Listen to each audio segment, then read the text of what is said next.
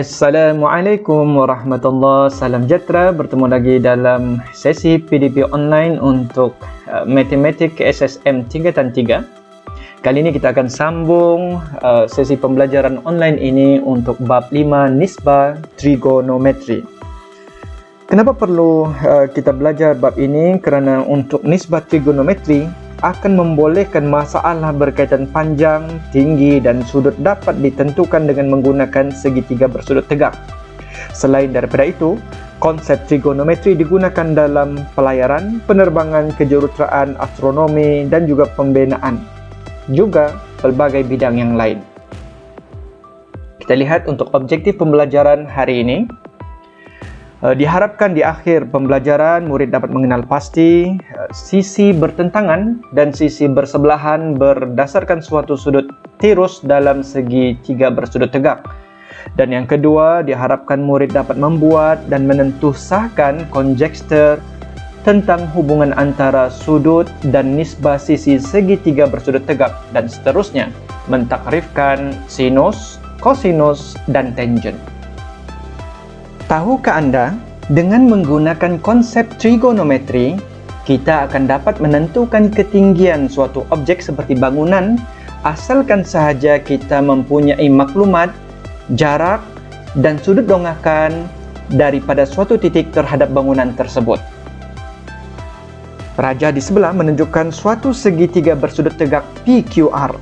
Sebagaimana yang telah anda pelajari dalam bab teorem Pythagoras di tingkatan 1, sisi PR merupakan sisi yang paling panjang yang dinamakan sebagai hipotenus. Cara yang paling mudah untuk menentukan kedudukan hipotenus adalah ianya sentiasa bertentangan dengan sudut tegak 90 darjah. Seperti ini, bertentangan. Bagaimana pula dengan PQ dan QR? Adakah ia mempunyai nama khas seperti PR? Cuba teliti raja di bawah. Untuk raja 1, berdasarkan sudut PRQ, iaitu pada bucu R yang ditandakan dengan X, sisi QR dikenali sebagai sisi yang bersebelahan dengan sudut tirus. Manakala sisi PQ ianya dinamakan sebagai sisi yang bertentangan terhadap sudut tirus X. Manakala berdasarkan rajah 2 pula, untuk sudut QPR pada bucu P yang ditandakan dengan simbol Y, sudut Y, sisi PQ merupakan sisi yang bersebelahan dengan sudut tirus. Manakala sisi QR ditandakan dan dinamakan sebagai sisi yang bertentangan dengan sudut tirus. Bagi hipotenus, seperti yang telah dinyatakan tadi, ianya ditentukan berdasarkan kedudukan sudut tegak. Secara kesimpulannya, bagi suatu segitiga bersudut tegak, hipotenus ialah sisi terpanjang yang bertentangan dengan sudut tegak 90 darjah. Dan sisi bersebelahan dan sisi bertentangan, kedudukannya berubah mengikut kedudukan sudut tirus yang dirujuk. Cuba lihat contoh 1A. Kenal pasti sisi bertentangan, sisi bersebelahan dan hipotenus berdasarkan sudut yang diberikan dalam jadual di bawah untuk semua segitiga. Untuk segitiga yang pertama, yaitu segitiga ABC, kita lihat dahulu sudutnya, yaitu sudut BAC pada bucu A. Kedudukannya di sini. Sudut BAC pada bucu A. Hipotenus ditentukan oleh sudut tegak, yaitu bertentangan dengan sudut tegak, maka hipotenus ditandakan sebagai AC. Untuk sisi yang bertentangan pula, ianya bertentang dengan sudut tirus, maka kita namakannya sebagai sisi BC.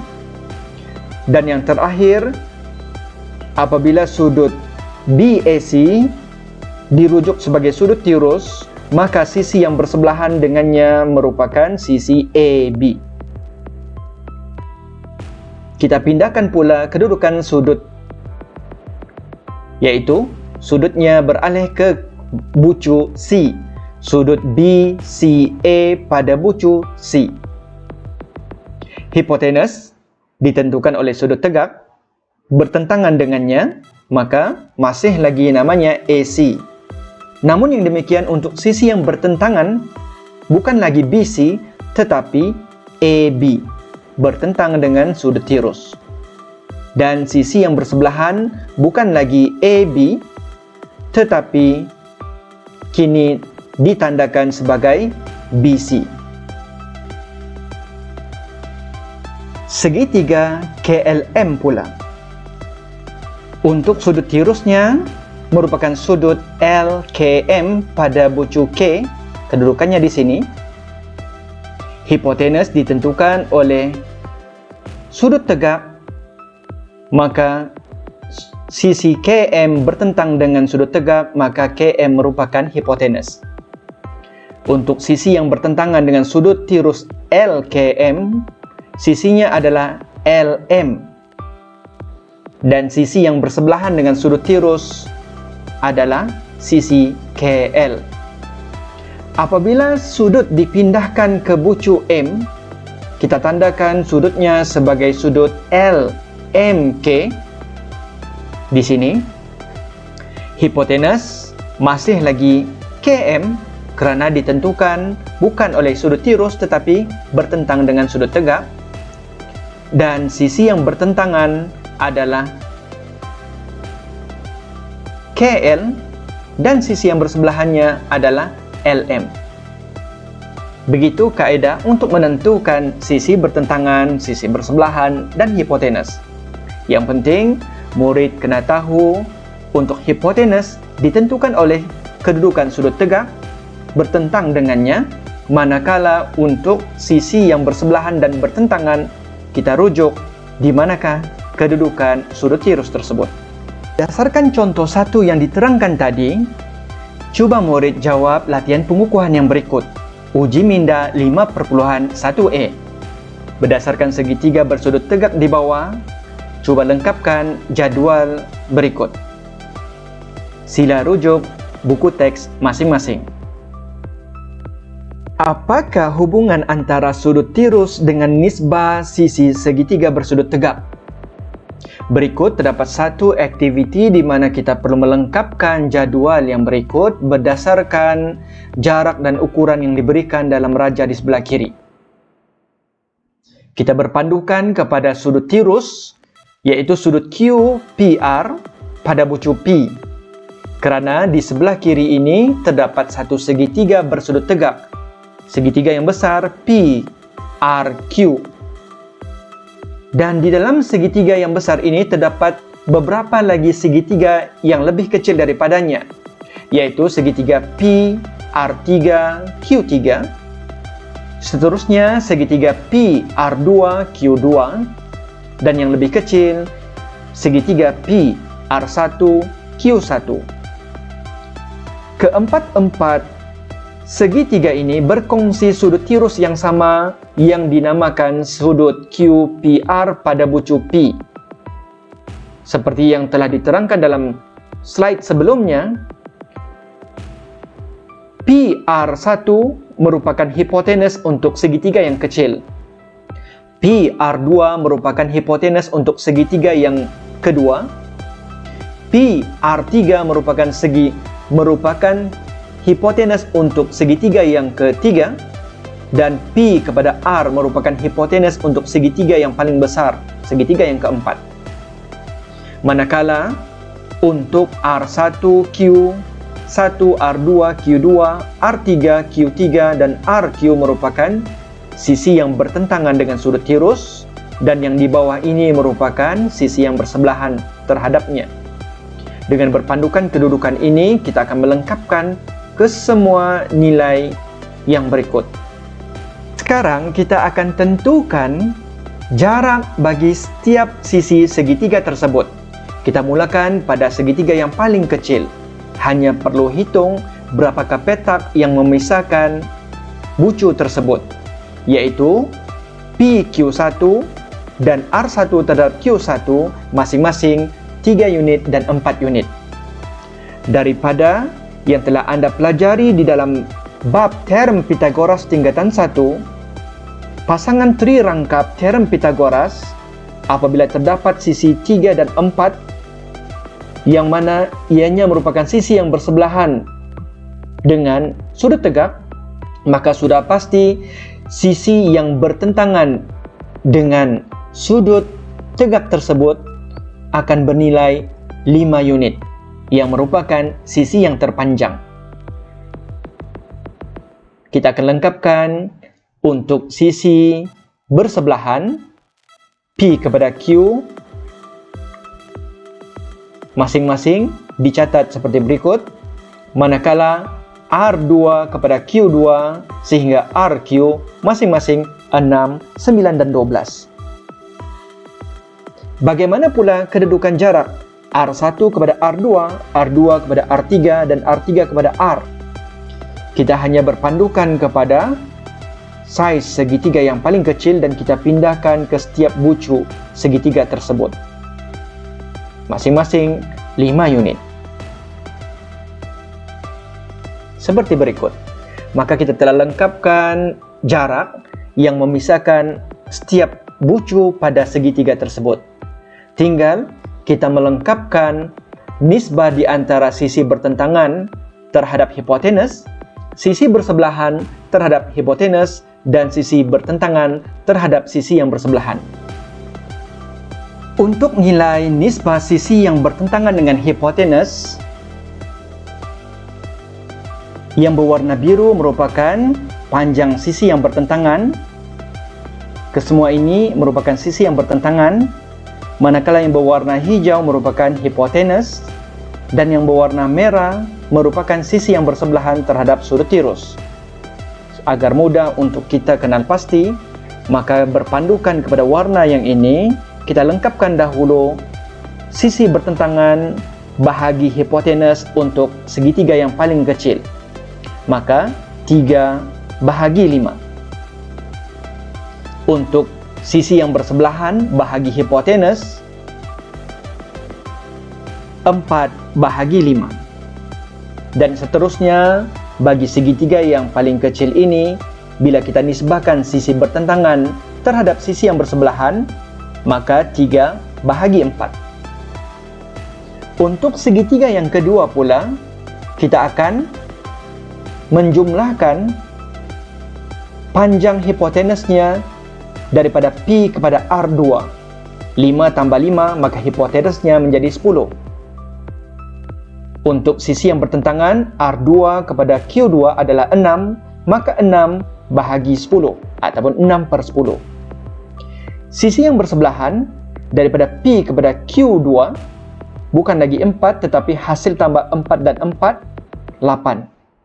Maka nisbah sisi bersebelahan terhadap hipotenus adalah 8 per 10. Manakala untuk sisi yang bertentangan bahagi sisi yang bersebelahan 6 per 8. Dengan menggunakan kaedah yang sama, kita boleh melengkapkan kesemua nilai dengan cara yang sama. Maka kita telah berjaya melengkapkan kaedahnya dengan kaedah yang sama. Contohnya seperti ini. Nisbah sisi yang bertentangan, yaitu sisi RQ 12 dibahagikan dengan hipotenus PR 5 tambah 5 tambah 5 tambah 5, 20, maka 12 per 20. Untuk RQ bahagi PQ yang merupakan nisbah antara sisi bertentangan dengan bersebelahan, 12 bahagi 16. Mudah sahaja.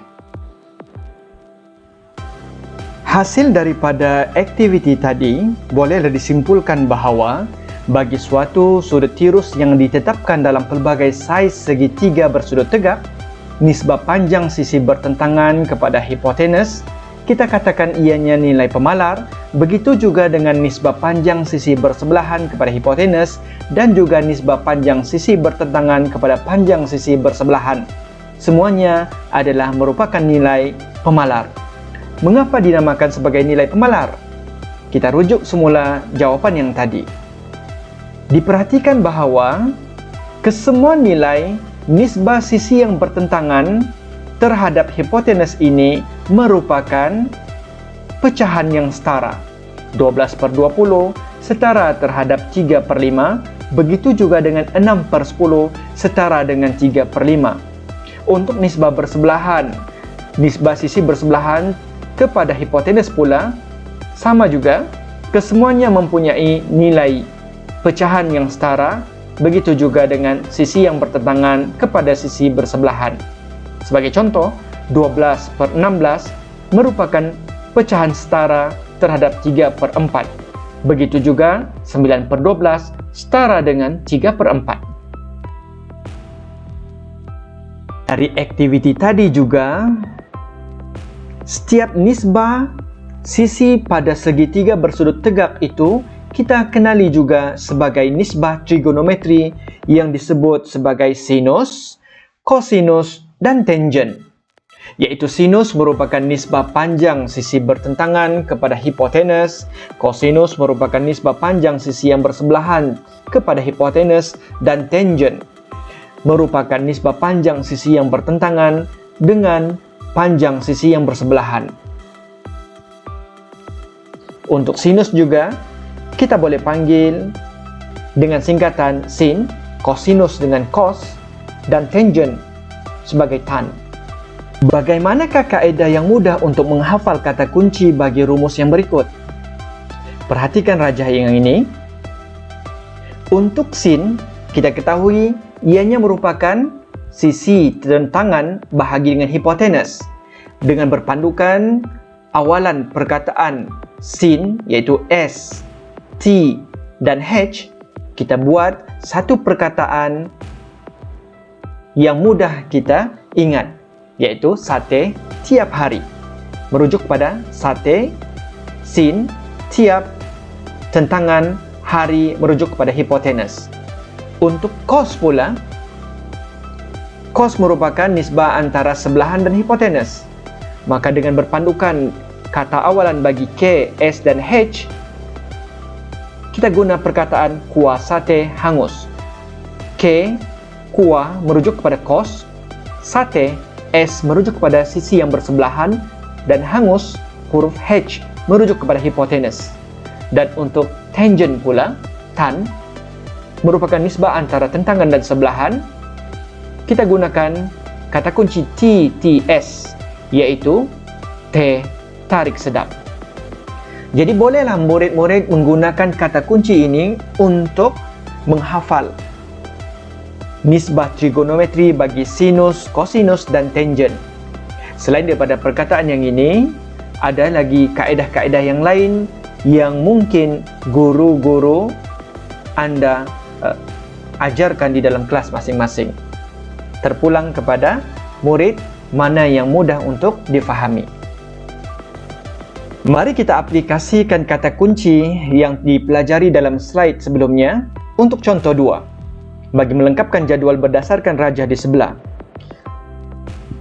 Pada rajah di sebelah kanan, terdapat segitiga PQR, ada dua sudut tirus, X dan Y. Kita akan lengkapkan sin X, cos X, tan X, dan juga sin Y, cos Y, tan Y, merujuk kepada sudut tirus masing-masing. Kita lihat dahulu untuk sudut tirus X.